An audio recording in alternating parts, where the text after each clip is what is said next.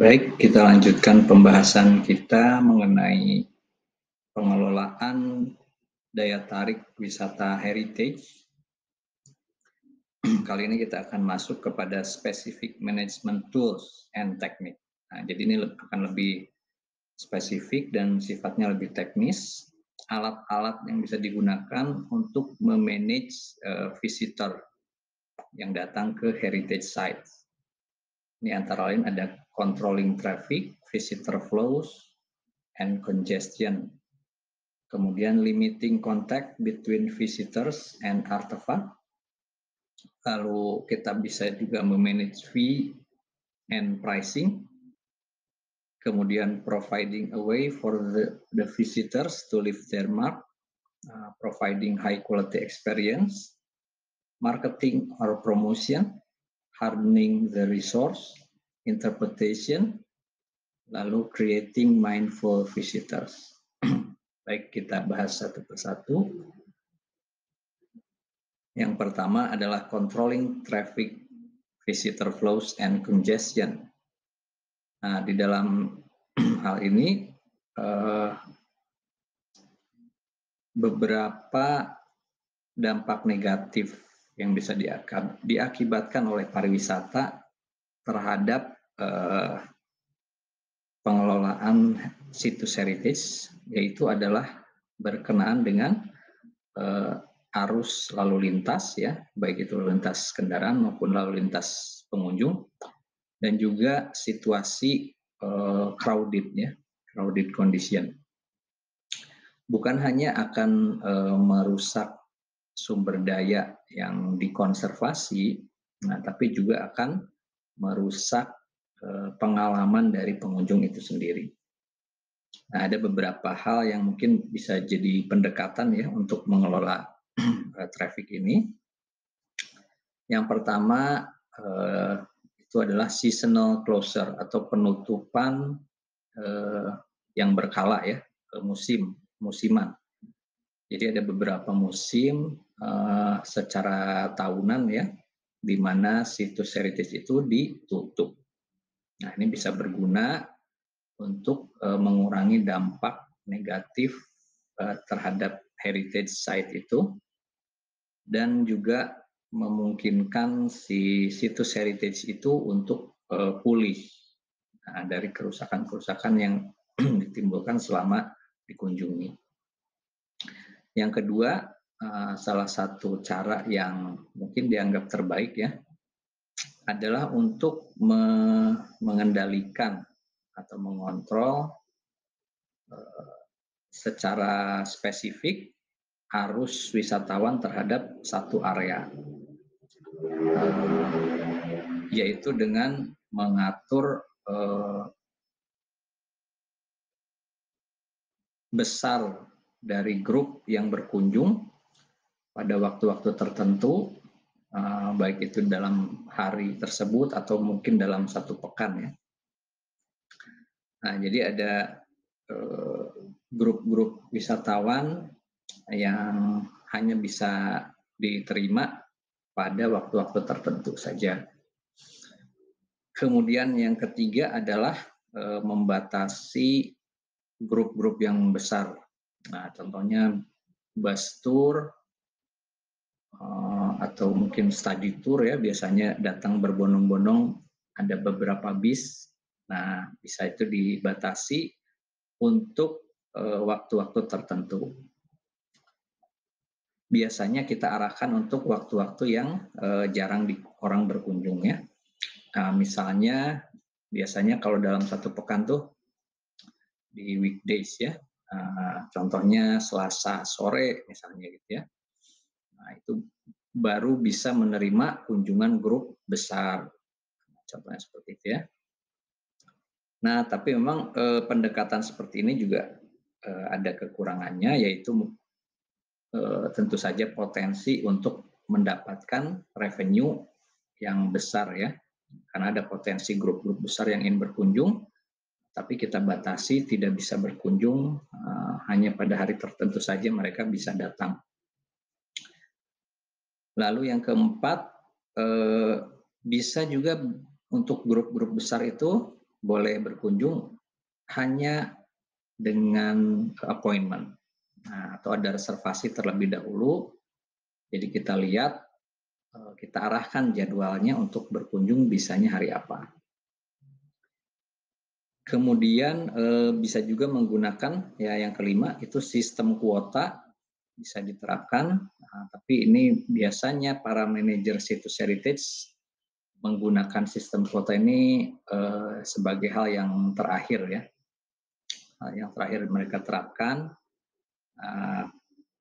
ya mereka juga tidak mau membatasi jumlah orang yang berkunjung secara strict gitu ya, karena tentu tadi ada potensi-potensi revenue yang bisa hilang.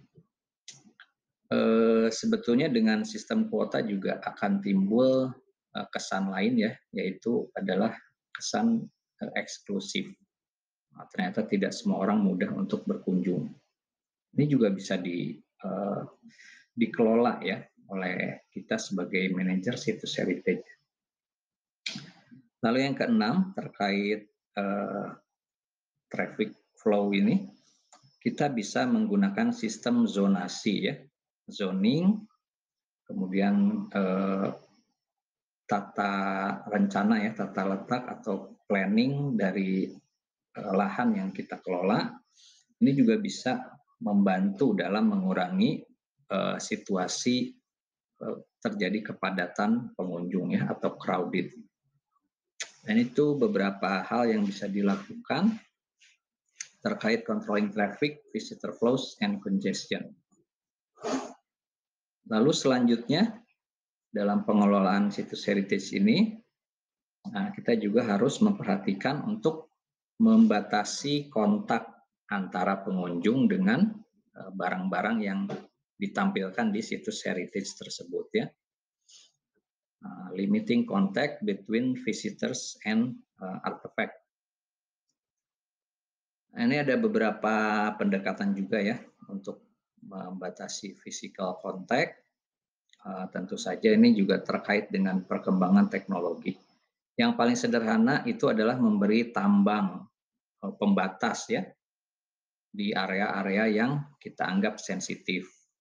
Sehingga pengunjung tidak melewati batas tambang tersebut. Lalu yang kedua, bisa saja menutupi barang-barang yang sensitif ya, yang kita anggap rentan, itu kita tutup dengan kaca atau dengan plastik ya, atau akrilik, sehingga orang tetap bisa melihat tapi tidak bisa menyentuh barang-barang tersebut. Lalu yang ketiga itu juga bisa pendekatannya menggunakan kamera video atau CCTV untuk membuat orang tuh menjadi ragu untuk menyentuh barang-barang yang ditampilkan ya, atau melakukan vandalisme. Karena cenderung kalau merasa diamati, pengunjung juga akan merasa segan ya. Lalu hal berikutnya mungkin ini untuk jenis-jenis situs yang sensitif kalau diinjak, nah itu bisa menggunakan istilahnya overshoes ya, atau mungkin sarung sepatu ya. Nah, ketika kita mau masuk ke ruangan itu, sepatu kita dibungkus. Itu juga banyak diterapkan untuk mencegah kerusakan pada lantai-lantai yang kita injak. Atau di beberapa tempat yang sifatnya tradisional itu ada juga kebijakan untuk melepas alas kaki ya sebelum masuk ke ruangan tertentu. Oke, itu untuk limiting contact between visitors and artifact. Selanjutnya kita juga bisa mengelola dalam aspek fee atau harga ya, and pricing tiket masuk. Banyak pengamat yang beranggapan bahwa membatasi atau memainkan entrance fee atau harga tiket masuk ini bisa efektif dalam mengurangi jumlah pengunjung. Meskipun tentu ada implikasi negatifnya ya, yang seperti disebutkan sebelumnya,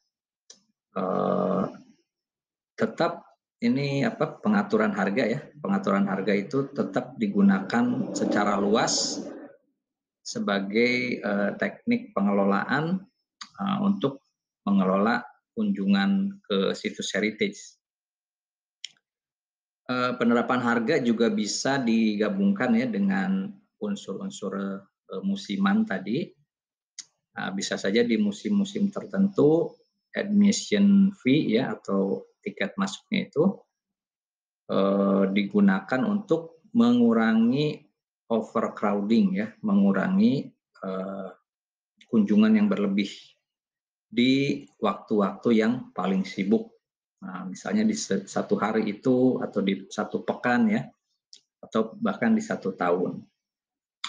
Jadi caranya adalah menaikkan fee pada musim-musim atau periode-periode yang sibuk dan menurunkan harga pada saat musim-musim yang lengang ya, yang agak sepi. Nah, dengan demikian bisa tercapai keseimbangan antara alur pengunjung di situs heritage tersebut ya. Walaupun ternyata beberapa studi juga menunjukkan ya di beberapa tempat heritage ini sifatnya ternyata price inelastic. Nah, jadi kalau di dalam istilah ekonomi ya, ternyata tidak terlalu terpengaruh oleh harga. Jadi di beberapa tempat heritage menaikkan harga di musim-musim tertentu ternyata tidak senantiasa atau tidak serta-merta mempengaruhi demand atau minat orang untuk berkunjung. Tetap aja tinggi gitu ya. Nah, tapi itu untuk mungkin situs-situs yang punya kualitas internasional ya, mungkin yang berkelas dunia, yang daya tariknya sudah begitu kuat. Oke, selanjutnya adalah menyediakan sarana ya, providing a way for visitors to leave their mark, menyediakan sarana untuk meninggalkan jejak. Nah, biasanya kalau orang-orang wisatawan berkunjung ke satu tempat heritage, ada saja yang ingin meninggalkan jejak supaya orang lain tahu ya dia pernah datang ke tempat itu. Nah, tapi ini masuknya kepada vandalisme ya, bisa merusak. Nah, jika pengunjung diberi sarana ya atau dikasih tempat untuk meninggalkan jejak, to leave their mark, mereka akan lebih tidak tergoda untuk mencoret-coret grafiti ya atau melakukan vandalisme di situs-situs heritage. Nah, karena mereka sudah merasa akan terlampiaskan ya, kita sediakan tempat untuk melakukan itu. Ya, contoh-contoh juga banyak diterapkan ya, ketika sebuah museum misalnya menyediakan satu dinding khusus ya untuk dicoret-coret, meninggalkan kata-kata coretan-coretan di dinding itu. Kemudian menyediakan merchandise ya atau cenderamata yang bisa dibawa pulang oleh wisatawan, mereka bisa beli. Itu juga sangat membantu, bukan hanya meningkatkan pengalaman berkunjung mereka, tapi juga mencegah kebiasaan untuk mencari souvenir ya, mencari kenang-kenangan di sebuah tempat yang mereka kunjungi. Bisa saja ada yang memetik bunga sembarangan ya, mengambil kerikil yang dianggapnya bagus, atau bahkan ada yang mengambil patung-patung kecil ya.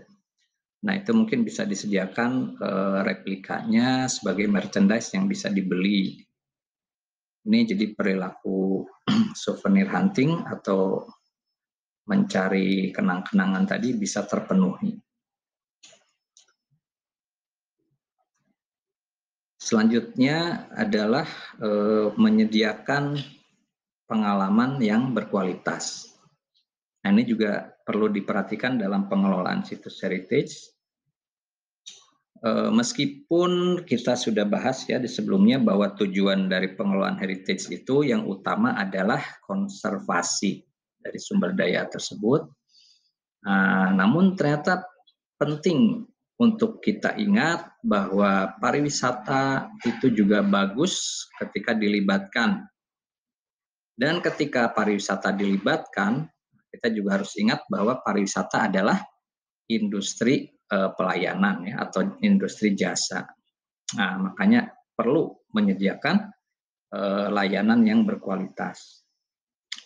Penelitian juga telah menunjukkan bahwa layanan wisatawan yang baik bisa meningkatkan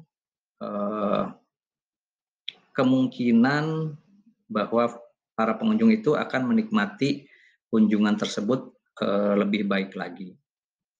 Dan ini akan mengarah pada respect ya, atau penghargaan mereka terhadap situs yang mereka kunjungi.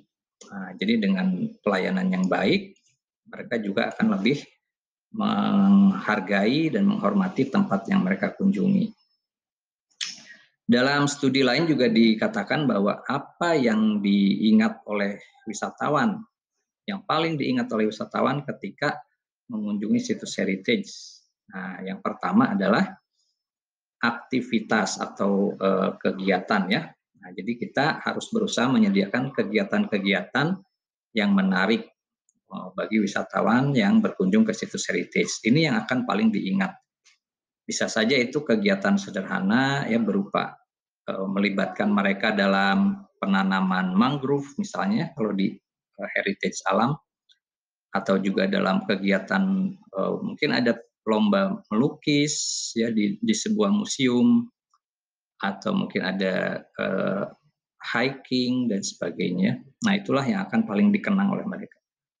Yang berikutnya adalah rekan yang menemani mereka ketika mengunjungi situs tersebut. Yang ketiga adalah informasi yang mereka peroleh. Yang keempat adalah suasana ya, bangunan-bangunan yang mereka temui. Yang kelima adalah personel yang bekerja di situs heritage tersebut, yaitu tadi pelayanannya ya. Yang keenam kebudayaan, dan ketujuh adalah alam yang mereka kunjungi. Nah, itu adalah hal-hal yang paling diingat oleh wisatawan ketika berkunjung ke situs heritage. Ini yang perlu kita kelola dan kita selalu ingat dalam tugas kita sebagai manajer. Oke, lalu yang berikut adalah marketing dan promotion. Nah, ini berbeda dengan pemasaran yang pada umumnya kita kenal, di mana kita ingin mendatangkan wisatawan sebanyak mungkin dengan promosi yang gencar. Nah, namun dalam pengelolaan situs heritage, marketing dan promosi yang efektif di sini adalah untuk mendorong wisatawan untuk datang pada musim-musim yang lengang ya. Nah, kalau pada musim high season tentu saja kita tidak perlu lagi mempromosikan. Nah, tapi tugas kita adalah mempromosikan bagaimana wisatawan mau datang di musim-musim yang lengang tersebut atau di low season ya. Kemudian selektif marketing atau pemasaran yang selektif juga menjadi potensi untuk mengurangi dampak-dampak, sehingga kita bisa mentarget grup-grup tertentu untuk datang ke situs heritage yang kita inginkan dibandingkan dengan grup-grup yang lain. Tentu saja grup yang kita anggap membawa manfaat lebih ya untuk heritage sites yang kita kelola. Upaya-upaya promosi juga mungkin ditujukan untuk mengurangi keinginan orang untuk menggunakan tempat heritage ini sebagai venue untuk acara-acara yang masif ya, atau menghindari mass tourism. Nah, jadi sedikit terbalik ya, kita justru menjaga supaya penggunaan heritage ini tepat sasaran sesuai dengan tujuan konservasi yang kita inginkan.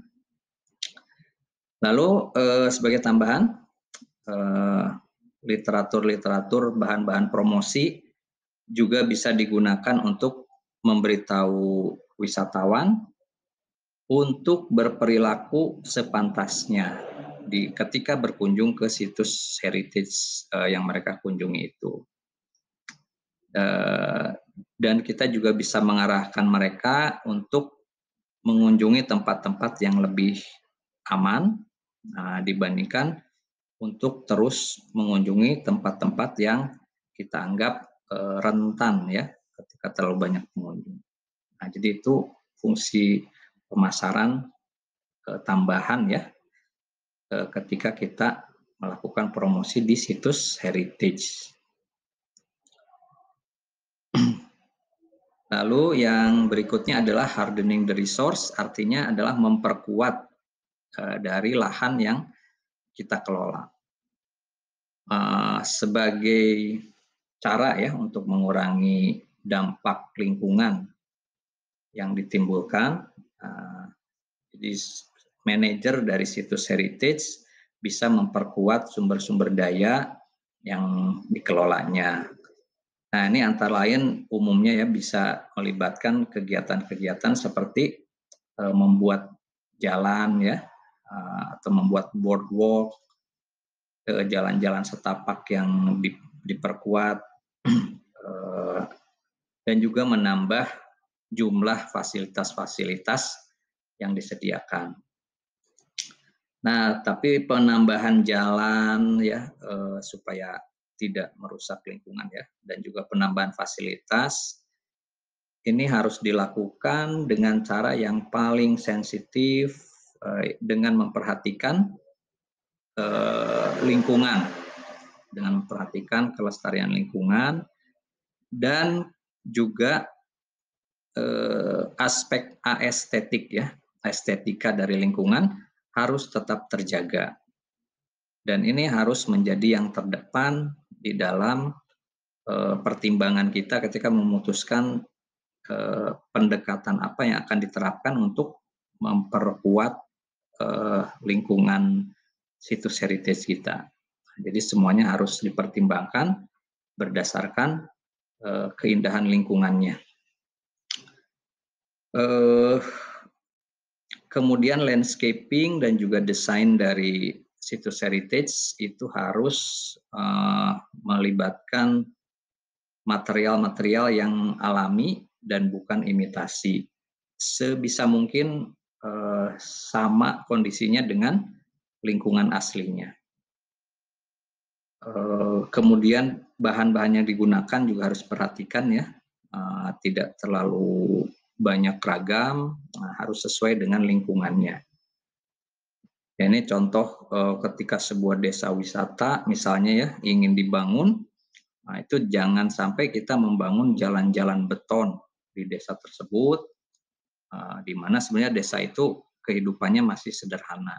Nah, ini akan merusak tatanan dari kehidupan perdesaan dan juga keindahan lingkungannya. Lalu kemudian aspek lain yang perlu dikelola adalah interpretasi. Nah, ini juga sangat penting. Interpretasi adalah kegiatan berbasis edukasi yang bisa mengungkap makna-makna di balik situs heritage yang dikunjungi oleh wisatawan, termasuk sejarahnya, ya, kemudian kebudayaannya dan sebagainya. Bentuk dari interpretasi itu bisa beragam ya, bermacam-macam. Bisa berupa display atau juga bentuknya seperti barang-barang yang dipamerkan ya, brosur-brosur yang dicetak, peta, kemudian signage ya, tanda-tanda, bisa juga presentasi audio, video, dan juga pemandu wisata. Itu termasuk dalam alat-alat untuk interpretasi di situs heritage. Seperti marketing, interpretasi juga bisa dimanfaatkan untuk mengarahkan wisatawan untuk menjauhi area-area yang dianggap sensitif dan mendidik mereka untuk berperilaku sepantasnya dan tidak merusak, dan juga agar mereka menghargai situs heritage yang sedang dikunjungi. Itu bisa dilakukan dengan interpretasi. Brosur dan buku panduan juga bisa didesain untuk mengangkat atau mempromosikan ya daya tarik lain yang ada di situs itu, sehingga mereka akan berkunjung ke sana dan tidak menonjolkan area-area yang dianggapnya rentan. Nah, jadi akan menyebar ke area-area yang lebih aman. Kemudian bisa juga kita melakukan peringatan ya akan adanya hukuman-hukuman konsekuensi ketika melanggar peraturan-peraturan di sana. Nah, tapi akan lebih bagus untuk lebih mengedepankan materi interpretasi yang lebih halus ya, tidak bersifat keras, larangan keras, kecuali memang terpaksa. Kemudian sangat penting juga untuk menginformasikan pengunjung bahwa beberapa kegiatan seperti menyentuh permukaan barang yang barang antik, nah itu bisa merusak ya dan tidak dapat diterima. Nah, mungkin aja mereka belum tahu tentang itu. Nah, jadi perlu disampaikan, dijelaskan, dan juga penting untuk menjelaskan kenapa itu tidak diperkenankan. Itu sifat-sifat untuk interpretasi yang harus diperhatikan. Nah, kemudian, yang terakhir itu adalah creating mindful visitors. Ini jadi goals utamanya ya. Semua pendekatan-pendekatan tadi dalam pengelolaan pengunjung, ini bisa disimpulkan ya. Ini oleh seorang peneliti bernama Moscardo, disebutnya mindful visitors. Nah, jadi pengunjung yang peduli ya, pengunjung yang peduli. Ketika orang punya kepedulian, mereka akan memberi perhatian terhadap lingkungan di sekitarnya.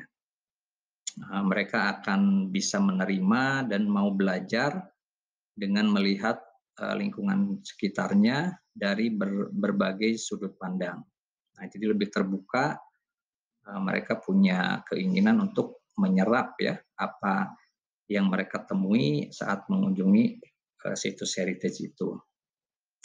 Dalam konteks heritage, wisatawan yang peduli, mereka akan lebih sensitif pada konteks tempat itu, pentingnya tempat itu, ya, kemudian informasi sejarahnya. Mereka akan lebih aktif untuk mencari tahu dan memaknai dari situs yang mereka kunjungi. Nah, ini akan menghasilkan pemahaman yang lebih dan juga tentu saja apresiasi dan penghargaan mereka terhadap heritage tersebut. Sebaliknya, wisatawan yang tidak peduli atau mindless visitor, mereka tidak mampu mengambil pelajaran atau memaknai kunjungan yang mereka lakukan. Ada 5 hal yang mungkin bisa dilakukan kita sebagai pengelola ya, untuk menciptakan mindful visitor. Yang pertama, membantu wisatawan untuk menemukan arah ya di dalam ketika mereka menjelajahi tempat heritage ini. Jadi jalan yang kita bangun ya, tanda-tanda yang kita terapkan itu harus jelas sehingga mereka mudah untuk menuju kemana gitu ya, dan kita mudah mengarahkan untuk ke tempat-tempat yang tidak membahayakan.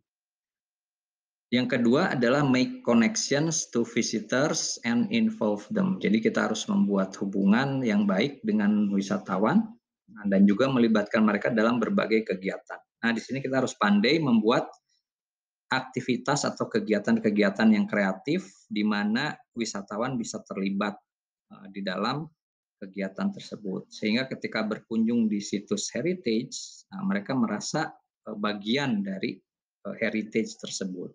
Nah, ini penting untuk kita terus kreasikan sehingga mereka terkoneksi kepada heritage ini dan mereka akan lebih peduli.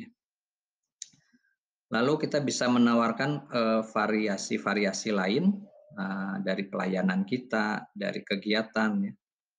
Mungkin menambahkan juga tadi sarana-sarana fasilitas ya, selain mungkin bisa menciptakan souvenir, kemudian mungkin tempat makan dan minum ya, tempat beristirahat. Nah, ini ada variasi-variasi layanan. Nah, di beberapa tempat juga bahkan ada menawarkan pemutaran film ya dan sebagainya. Ada juga yang menambahkan ada pemain band ya, musik yang memang berhubungan dengan heritage yang dikunjunginya. Lalu yang keempat, menceritakan kisah yang menarik dan juga bisa menggugah pikiran mereka. Nah, ini juga penting untuk kita susun. Ini bisa disampaikan dalam proses interpretasi tadi. Ini memang harus diluangkan waktu khusus untuk menyusun kisah yang menarik tersebut. Kemudian yang terakhir, kita harus mengenali dan juga menghormati ya wisatawan yang berkunjung sehingga mereka merasa juga nyaman dan juga merasa terlayani dengan baik. Nah, ini juga akan membangun kepedulian mereka ya, dan mereka diharapkan akan menjadi mindful visitors. Ya, demikian mungkin untuk materi kali ini, yaitu tentang management tools ya, alat-alat manajerial yang bisa digunakan dalam mengelola sebuah situs heritage. Semoga bisa dipahami dan juga memiliki manfaat di dalam penerapannya. Demikian, terima kasih, sampai bertemu di materi lain.